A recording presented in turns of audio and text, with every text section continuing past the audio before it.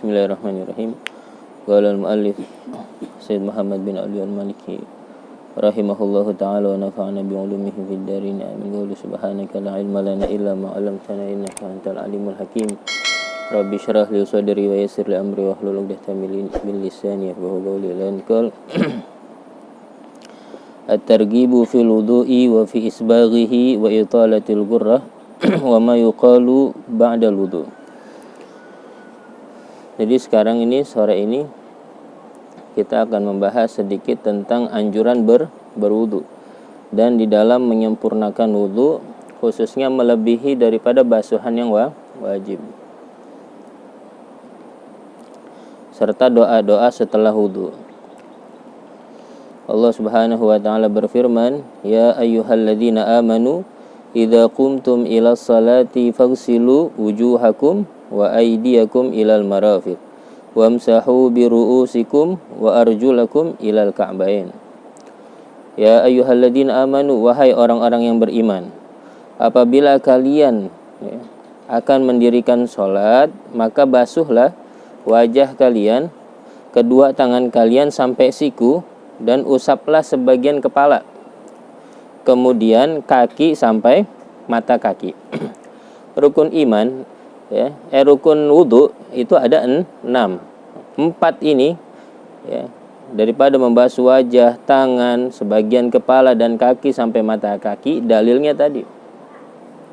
Sedangkan 2 lagi yang belum disebut, yaitu niat. Innamal a'malu bin niat.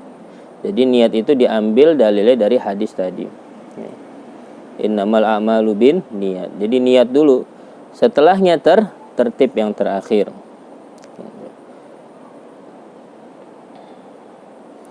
Maka kalau ada yang nanya fardunya wudu, mudah sekali, jangan dibuat sulit. Yang harus ada di dalam wudu yaitu membasuh wajah. Batasan wajah dari mana? Min manabiti sya'r, dari sini terbitnya rambut sampai sini, sampai dakon ya. Kemudian lebarnya dari telinga ke telinga, itu wajah. Kemudian membasuh tangan, boleh gak sampai sini? Nggak boleh, harus sampai sikut. Dan sikut pun harus dilebihkan sedikit, dilebihkan sedikit. Nah, nanti akan dibahas orang-orang yang melebihkan wudunya, batas wajib wajah dari mana? Sini. Lalu dia lebihkan sampai telinga, atau bahkan dia lebihkan sampai sebagian kepalanya kena untuk membasuh wajah. Membasuh tangan sampai sedikit lebih daripada sikut, dia lebihkan sampai lengan. Begitupun kepala, sebenarnya kepala boleh sedikit aja, tapi dia lebihkan seluruhnya. Belum lagi kaki, sampai mata kaki lebih sedikit. Lalu dia lebihkan sampai betis. Nah, nanti orang-orang seperti ini yang senang melebihkan daripada basuhan, daripada wudhunya, dari basuhan wajib, maka nanti datang pada hari kiamat wajahnya bercahaya. Yang nanti menjadi pembeda mana umat Nabi kita Muhammad sallallahu alaihi wasallam dari bekas-bekas wudunya semasa di dunia. Wa an Abi Hurairah radhiyallahu anhu anna Rasulullah sallallahu alaihi wasallam qala. Kalau disebut nama Nabi, kita bersolawat. Ala adullukum ala ma yamhullah bihi al-khataya. Kata Rasulullah, maukah kamu aku tunjukkan kepada sesuatu ya, yang mana Allah akan menghapuskan dengan sesuatu itu al-khataya, kesalahan, dosa-dosa kecil maksudnya. Wa yarfa' bihi darajat. Ya. Dengan sesuatu tadi mengangkat beberapa derajat. Qalu, para sahabat mengatakan, bala ya Rasulullah, mau. Qala isbagul wudu' alal makarih. Ya, menyempurnakan wudu ya. Alal makarih ya. Ya. Alal makarih di sini maksudnya adalah di waktu-waktu yang tidak disenangi orang ya. Contohnya fi syiddatil barad ya, saking dinginnya, wa indal masaib, begitupun tatkala ada musibah. Ini orang tetap melaksanakan wudhu dengan basuhan yang wajib dan sunnahnya ya, jadi dia sempurnakan wudhunya meskipun di waktu-waktu yang tatkala waktu itu sangat dingin. Dingin banget, udah wudhu sekedarnya aja, yaitu anggota wajib, sekali aja cukup ya. Dia nggak melaksanakan sunnahnya. Tapi kalau dia mau ya, mendapatkan tadi keutamaan, dihapuskan dosa-dosa kecilnya ya, diangkat dia ke beberapa derajat, maka dia tetap konsisten untuk melaksanakan wudhu sesuai dengan apa yang telah dia ketahui daripada sunnah-sunnahnya. Dingin nggak apa-apa, dingin ya. Meskipun syiddatil barad, meskipun sangat dingin, dia tetap berpegang teguh untuk menyempurnakan wudhunya dengan amalan-amalan yang sunnah. Terus yang bisa menghapus dosa, yang bisa mengangkat derajat, yaitu wa kasratul khuta ilal masajid, yaitu banyaknya langkah ke masjid. Jadi belum sholat, orang Islam itu sangat beruntung. Belum sholatnya, baru langkahnya menuju sholat sudah diampuni dosanya, udah diangkat derajatnya gitu. Makanya dulu para salafun saleh, kalau seumpama mereka bisa sampai ke dalam masjid itu dengan 20 langkah, itu didikitin langkahnya, bisa jadi 30 langkah untuk dapat apa? Keutamaan ini ya. Paham Zaki? Nggak paham? Orang langkah ya, bisa panjang, bisa jauh kan? Bisa kan?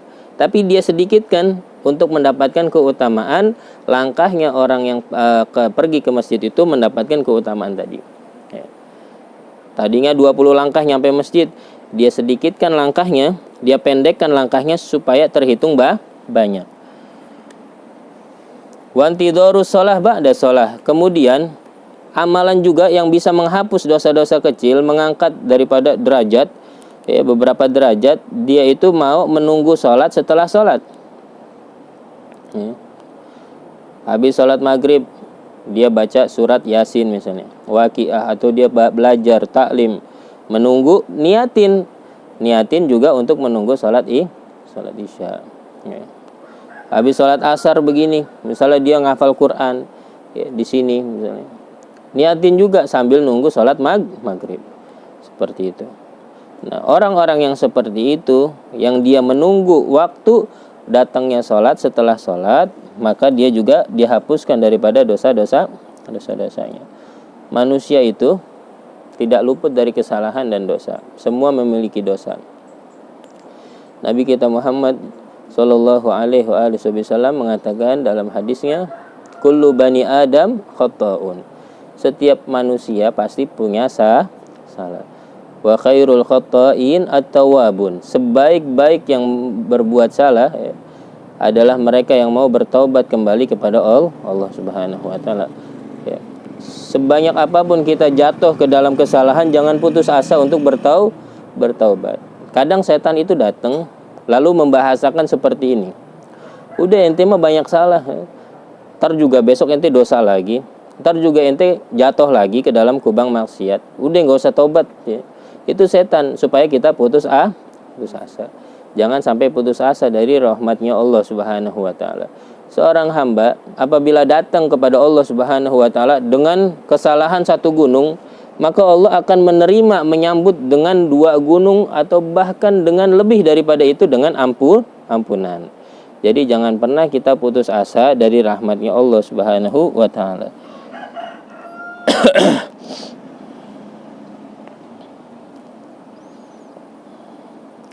Fadzalikumur ribat ya. Rawahu Malik wa Tirmidzi wa Ibnu Majah bima'na.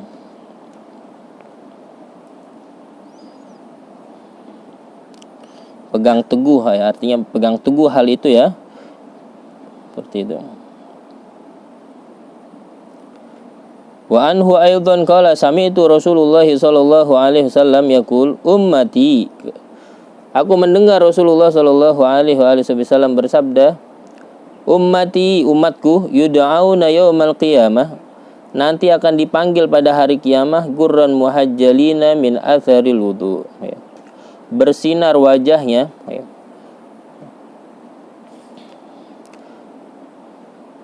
Yaitu putih bersinar seperti halnya kuda ya. Kuda ada kan yang hitam tuh. Kadang di sini ada apa? Putih. Kelihatan nggak itu? Mencolok nggak? Ya. Sehingga akan memalingkan penglihatan seseorang dengan putihnya itu. Begitupun nanti umat dari zaman Nabi Adam dikumpulin. Gitu.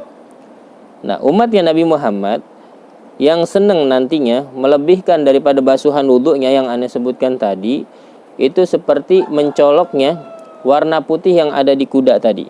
Seperti itu. Gurran muhajjalina min atharil wudhu, daripada bekas wudhu. Faman istata'a, barang siapa yang bisa, kata Rasulullah, an yutila gurratahu, untuk memanjangkan, untuk memperbanyak daripada batasan yang dilebihkan daripada anggota wudhu, falyafa'al, maka lakukanlah. Seumpama kita wudhu boleh sampai sini, maka lebihkan kalau bisa sampai sini gitu. Rawahul Bukhari wa Muslim. Hadis yang terakhir ya. Wa an Umar bin Al-Khattab radhiyallahu anhu anin Nabi sallallahu alaihi wasallam qala, ma minkum min ahadin, tidaklah seseorang di antara kalian yatawadda, berwudu, fayublighu, lalu dia itu menyempurnakan, au fayusbighul wudu, dia menyempurnakan wudunya, dia wudu ya, ala qadril wajib, sesuai dengan rukun boleh sah, tapi dia menyempurnakan wudu tersebut dengan sunnah-sunnahnya ya, dengan sunnah-sunnah yang dia ketahui, kumur-kumur atau sebelumnya cuci tangan, kumur-kumur 3 kali, hidung juga, membasuh wajah ya. Bagus banget wudunya sesuai dengan sunnah. Setelah dia menyempurnakan wudunya dengan yang sunnah ya, kemudian dia berdoa, asyhadu alla ilaha illallah, aku bersaksi tiada Tuhan selain Allah, wahdahu la syarikalah ya. Esa, Allah Maha Esa, la syarikalah, tidak memiliki sekutu baginya.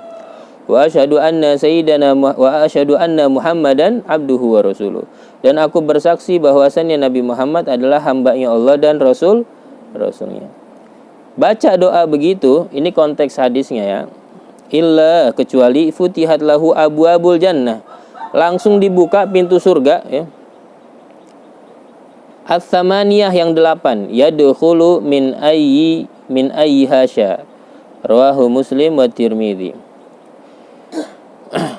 Habis wudu, disempurnakan wudunya, lalu baca doa, asyhadu alla ilaha illallah wahdahu la syarikalah wa asyhadu anna Muhammadan abduhu wa rasuluh.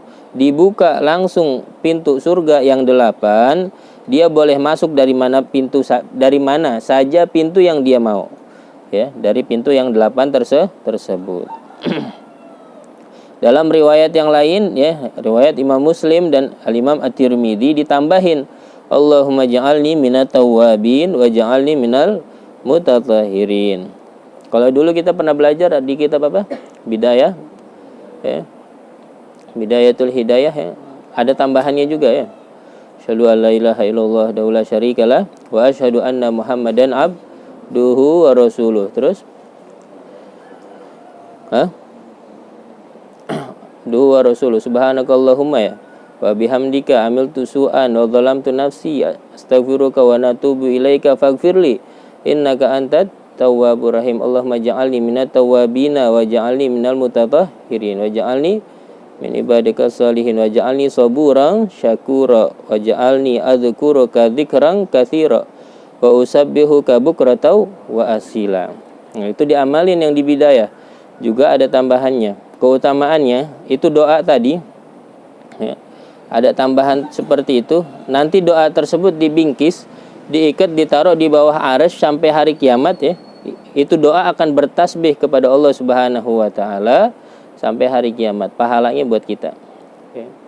Kerap kali kita doa setelah wudu, doa seperti itu doa dibungkus lagi, diikat lagi di bawah arsy, digantung. Doa tadi bertasbih kepada Allah sampai hari kiamat, pahalanya buat kita. Jadi diamalkan doa-doa yang seperti itu kita amalkan, dan ini adalah sebuah keutamaan seorang yang nuntut ilmu ya.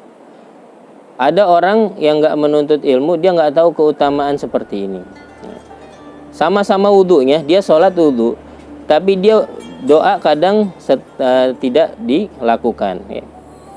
Untuk hanya karena dia nggak tahu keutamaannya. Nah kita ini ya, karena tahu keutamaannya ya, baik doa yang dalam hadis ini ataupun doa yang disebutkan di dalam kitab Bidayatul Hidayah, itu diamalkan supaya kita dapat keutamaannya daripada yang telah disebutkan itu. Wallahu a'lam bishawab.